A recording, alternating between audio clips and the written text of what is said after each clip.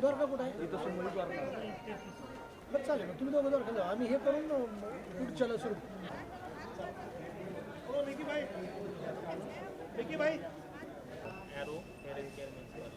Arrow and care दुकान आहे ना.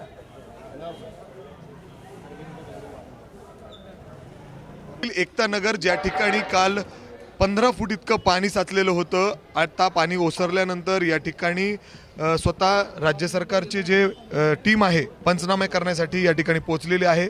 लोकांचं मोठ्या प्रमाणात नुकसान झालेलं आहे आणि या ठिकाणी आता टीम पोहोचलेली आहे आणि पंचनाम्यांना सुरुवात झालेली आहे. या ठिकाणी काही अधिकारी आहेत, आपण थेट त्यांच्याशी बोलूयात. नक्की परिस्थिती काय आहे आणि कशा पद्धतीने पंचनामे सुरू केलेले आहेत आणि याला एक म्हणजे पद्धत काय असते. सर, पंचनामा करताय तुम्ही, किती टीम्स एकूण या ठिकाणी आलेले आहेत आणि कशा पद्धतीने पंचनामा असतो? नमस्कार, मी आम्हाला जिल्हाधिकारी कार्यालयाकडून आमची पथकं नेमलेली आहेत आणि आता इथं 8 पथकं नेमलेली आहेत एकतानगरमध्ये आणि शिवनेमध्ये.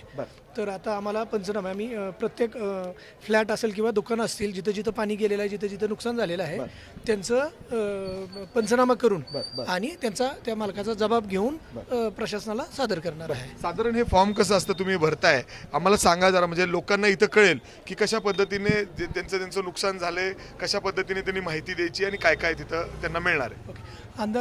जो पंचनामा आहे त्याच्यामध्ये त्या मालकाचं नाव आहे, त्याचं दुकान होतं का, त्याचा फ्लॅट होता आणि त्याच्यामध्ये काय काय मटेरियल होतं आणि ते अंदाजित किती रुपयाचं होतं, हा आहे पंचनामा.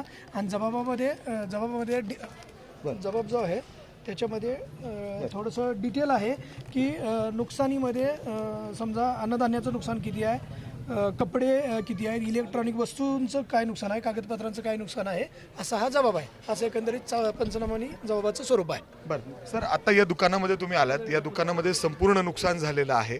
खरं तर तुम्ही बातमी बघून आलात म्हणले. हो, सकाळीच मी तुमची माझाला बातमी बघितली होती आणि त्याच दुकानात आता मी पंचनाम्यासाठी उभा आहे. बरं सर, साधारण काय किती नुकसान झालंय तुम्ही जे बघताय, यांना मोबदला मिळताना यांना काय काय विचारात घेतलं जाईल आणि कशा पद्धतीने त्यांना मोबदला मिळेल? आता ह्यांचं हे किराणा मालाचं दुकान होतं, त्याच्यात किराणा मालाच्या वस्तू होत्या, आईस्क्रीम होतं आणि डेअरी प्रॉडक्ट्स होते असं त्यांनी आता मालकाने सांगितलं. त्यांचं दुकान पूर्ण काल पाण्याखाली होतं.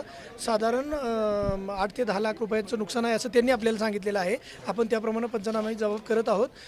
जे काय म्हणजे त्याचा परतावा जो मिळणार आहे तो उद्या शासनाच्या नियमानुसार मिळेल. म्हणजे अनेक फ्लॅटमध्ये सुद्धा पाणी होतं, त्या फ्लॅटमध्ये जाऊन सुद्धा तुम्ही पंचनामे करणार आहात? हा, करणार आहात, बरोबर आहे.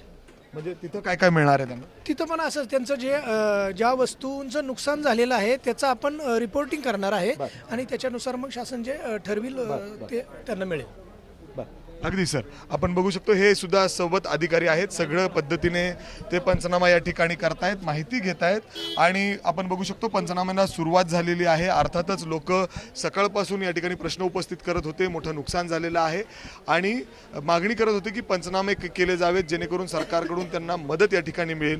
आणि आता या ठिकाणी राज्य सरकारचे हे सगळे जे कर्मचारी आहेत ते पोचलेले आहेत आणि इथं त्यांनी पंचनामे करायला सुरुवात केलेली आहे. आणि जसं त्यांनी सांगितलं की सगळ्यांकडून अशा पद्धतीने फॉर्म भरून घेतले जात आहेत आणि सगळ्यांना प्रयत्न असेल की त्यांचे पंचनामे करून त्यांना मोबदला मिळावा.